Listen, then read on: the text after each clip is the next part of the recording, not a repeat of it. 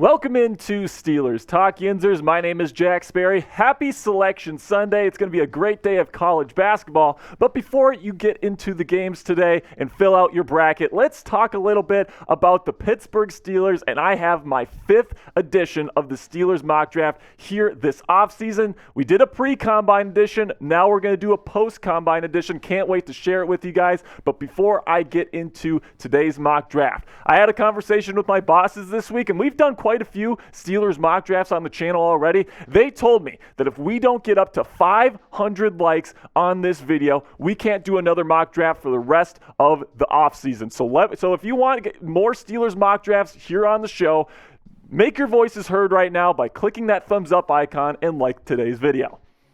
So before we get into today's mock draft, here are the official draft selections that the Steelers have in the 2023 NFL Draft. The comp picks were dealt out this week, which means that these are now the official designations for the Steelers. They have a pick in round 1, number 17 overall. Of course, you get pick number 32 from the Chicago Bears because of the Chase Claypool trade. You got your own second-round pick, a third-round pick, a fourth-round pick, and then 2 seventh-round picks for a total of 7 picks total. Now, here's the thing. Here's the rule with this mock draft, guys. I'm only including guys that the Pittsburgh Steelers talked to in Indianapolis at the NFL Combine, at the Shrine Bowl, or at Senior Bowl. So if you guys want to know every single player the Pittsburgh Steelers talked to in Indianapolis at the NFL Combine and the guys that they are targeting, make sure to check out 2 videos that we put out earlier this week where I went over every single player at every single position, covering the NFL Combine, which guys that they're targeting, and what it says about the Pittsburgh Steelers draft strategy heading into the 2023 offseason. I think it's very interesting. So without further ado, let's get going with today's mock draft, where I have the Pittsburgh Steelers taking 17th overall,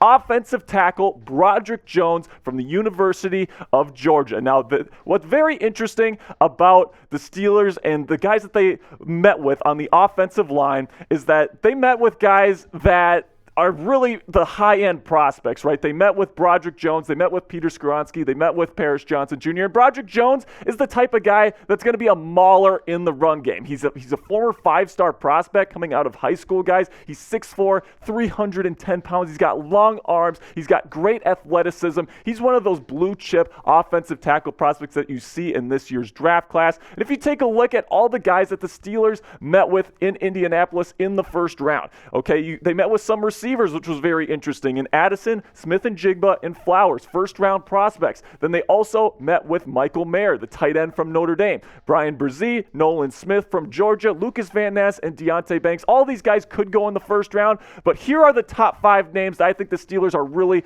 trying to target right now.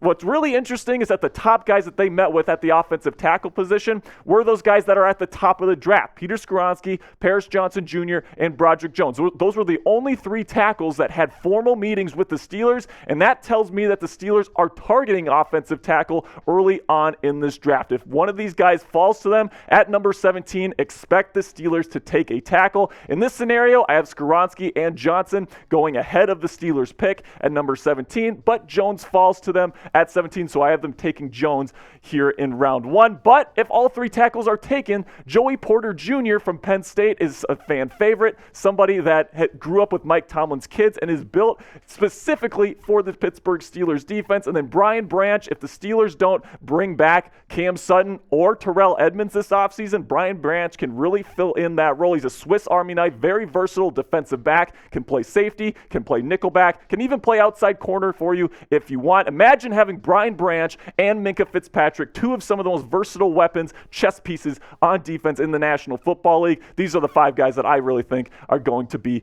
up there. So who is your guy in this year's NFL draft class? Who's the guy that you think that the Steelers should take in round 1 of the NFL draft? Let me know in the comment section right now. This is the pinned comment on today's show. So whenever you get an ad break, go into the comment section, find that pinned comment. It'll be right there at the top, and answer today's question.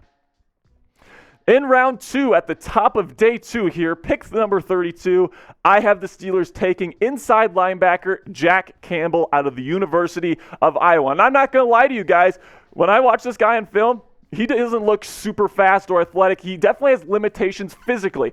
But in Indianapolis, he crushed his his testing on the field. He was great to elite in literally everything that he did on the relative athletic score testing in Indianapolis. This guy absolutely showed out. And then on film, he has great instincts in zone and man coverage. Now, he's not going to be somebody that's going to be able to cover somebody like a slot wide receiver down the field. He's not going to be that type of linebacker, but he's a very smart, very instinctive type player that I think can play in the National Football League right away. So coming up, I'm going to tell you what I think about Jack Campbell and potentially taking a linebacker in round 2. But first, let's have a word from our sponsor at Athletic Greens. I drink AG1 by Athletic Greens literally every day, and I love it. Get comprehensive and convenient daily nutrition at athleticgreens.com/chatsports. I gave AG1 a try because I wanted more sustained energy throughout my day and wanted a supplement that actually tastes great. I take AG1 in the morning and it makes me feel ready to take on my day.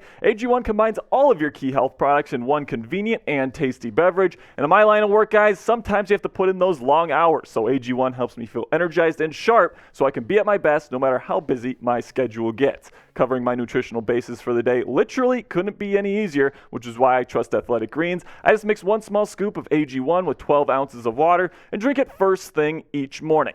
Done. Simple. Easy. I also like that it costs less than $3 a day, which you ask me, that's pretty darn good. It's a really effective daily habit with the highest quality sourced ingredients, which is a win-win for you and your health. If a comprehensive solution is what you need from your supplemental routine, then Athletic Greens is giving you a free 1-year supply of vitamin D and 5 free travel packs with your first purchase. Go to athleticgreens.com/chatsports. That's athleticgreens.com/chatsports. The link is in the comments and description of today's video. So now let's talk a little bit more about Jack Campbell. And, you know, the big knock on him is that he doesn't have the long speed. He ran a 4.65 at the NFL Combine, which isn't great. But for him, in my opinion, that's actually a very good score. And then he knocked literally everything else out of the park. And then if you ask me, he probably has the most complete film out of any other linebacker in this year's NFL draft class. To me, he is the guy that is ready to come into an NFL system and perform on day one. If you look at the Steelers' inside linebacker situation right now, they definitely need help. Robert Spillane and Devin Bush both set to hit free agency here coming up here this week. Myles Jack, will he be cut? Will he be brought back? We will see. Will they sign somebody in free agency? We don't know that right now. Given the situation of the inside linebacker room, they need somebody that can come in and play right away. Jack Campbell is that dude, in my opinion. He is the type of guy that is tough. He's instinctive. He's the type of linebacker that the Pittsburgh Steelers like. I think that if he's there at number 32, the Steelers will look to bring him in. Then in round 2 again, at number 49, I have the Steelers picking up Julius Brents, the long, athletic cornerback from Kansas State, and he has been a steady riser throughout this entire process, culminating in a fantastic showing at the NFL Combine, where you look at that relative athletic score there, it's just fantastic. Elite in almost every single thing except for the speed, which is still good at 4.53, and given his length, given his size, given his athleticism in the other areas, this guy has all the athletic tools that you look for in a Pittsburgh Steelers cornerback that Mike Tomlin loves. He loves those long, lean, athletic corners, and he's going to be a great fit for the Pittsburgh Steelers. Now, you might be asking, Jack, why didn't you go get a corner in round 1? Why didn't you get one of these top guys? Because this is such a deep cornerback class. On day 2, you're going to get a guy that's going to be at least a solid starter, and this guy has the physical potential to be a Pro Bowl caliber cornerback, in my opinion. He is somebody that sticks well in coverage. He has good zone instincts. In my opinion, this guy is one of the sleeper corners in this year's draft class. And, you know, round 2, is that really a sleeper? Not really, but in most years, this guy's going to be considered probably a late first-round corner. You get him towards the end of round 2 here. I think this is a great value if you are the Pittsburgh Steelers. And then you can add him to a cornerback room that, like the inside linebacker room, needs some major help. Cam Sutton, will he be back? Will he not? We will see here coming up this week in free agency. And then you got Levi Wallace, had a bunch of ups and downs in 2022. Akello Witherspoon, somebody that had that major hamstring injury.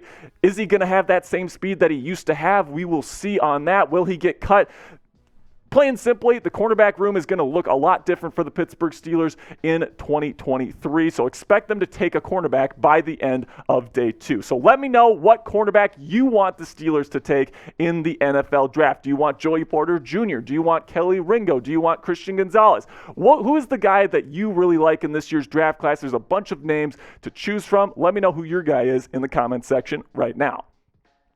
Next up here in round 3, I have the Steelers going nose tackle here with Jervin Dexter from the University of Florida. They have talked with him at the Combine. He has already announced that he has a pre-draft visit with Pittsburgh, which tells me that the Steelers are very, very interested in this young man. He's got great physical potential to be one of the best run stuffers in the National Football League. He's got upside potential as a pass rusher as well. Now, he's still a bit raw on tape, but I think the Steelers are also going to be bringing in a veteran nose tackle to kind of show this guy the ropes, kind of develop his talent, physical talent, all that different stuff. I think he's going to be a great fit for the Pittsburgh Steelers, be that run stuffer in the middle for a very long time.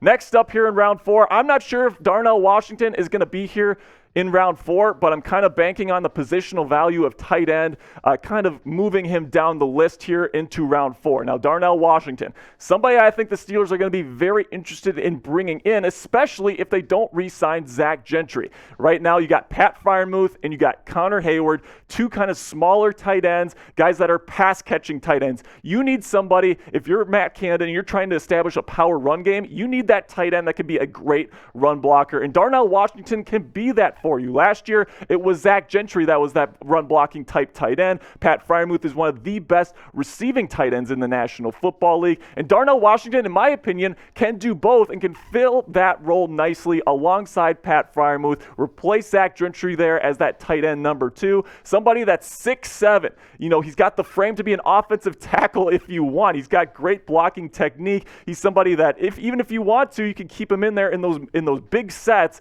in those goal line sets, and have him block, man. This guy is a fantastic prospect. He's athletic. He's got decent hands and receiving skills as well. So I think if you want to run 12 personnel with Darnell Washington, you can do that. And then, you know, of course, you can allow Pat Freiermuth to be Pat Freiermuth if you bring in a guy like Darnell Washington, in my opinion. So now we got 2 7th-round picks to use here, and I'm going to use the first one on Juice Scruggs, the center from Penn State. Now, at the Shrine Bowl, people were raving about this guy's intelligence, about his technique, about his dedication to the game. Somebody I think is going to be a really good locker room guy. And, you know, is he going to blow you away with the athleticism? Maybe not, but I think he's a good athlete. I think that he has the potential to be a potential starter in the National Football League. Somebody that could potentially replace Mason Cole as the center of the Steelers moving forward in the future. Somebody I think the Steelers are going to be really looking at. And then Lonnie Phelps, the outside linebacker from Kansas. Not going to blow you away with the athleticism, but he was productive in college. He is somebody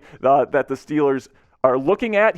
They met with him at the Combine, and somebody I think is going to be a good player in the National Football League. He's probably going to be a rotational piece, and that's what the Steelers would be drafting him for here, to be a rotational piece on third downs, that sort of thing. Not sure if he's ever going to be a 3-down starter in the league, but he's a good player. I think that that's a value there in round 7. So you take a look at the mock draft in totality here. I think you get 7 potential day 1 contributors for the Pittsburgh Steelers. You get your left tackle of the future in Broderick Jones in round 1. You get a day 1 starter at inside linebacker in Jack Campbell, somebody I think is going to be a really good pro at the NFL level. Then you get Julius Brents, a great value there in round 2. This is a loaded cornerback class. Some of these guys are going to fall. You're going to get a steal there on day 2 if you are the Steelers. Then you got Jervin Dexter, defensive tackle, nose tackle of the future. Hopefully he develops into that run stuffer that you need if you are the Pittsburgh Steelers. Darnell Washington, somebody that has great versatility, blocking, receiving. You can convert him to a tackle if you really wanted to do that. I think that his value is at tight end, however. Then you got Juice Scruggs, potentially your future center of the future, really intelligent player, and then Lonnie Phelps, a rotational piece to give you some depth at outside linebacker. So go ahead in the comment section right now and grade my mock draft. Of course, I'm going to give myself an A here. I worked really hard on this mock draft, guys. I think that this is something that's realistic. I think this is something that the Steelers would absolutely do come late April. So let me know in the comment section right now. A, B, C, D, or F.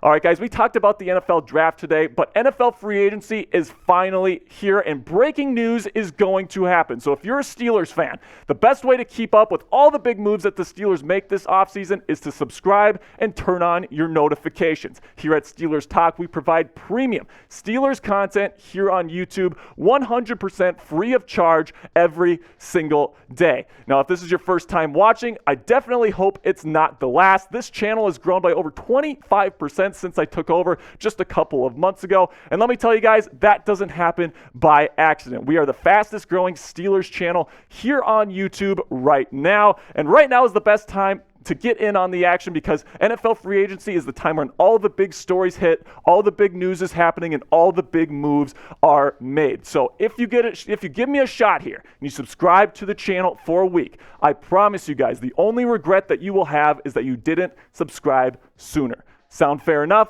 Good. Click that subscribe button for me right now, and welcome to the Steelers Talk family.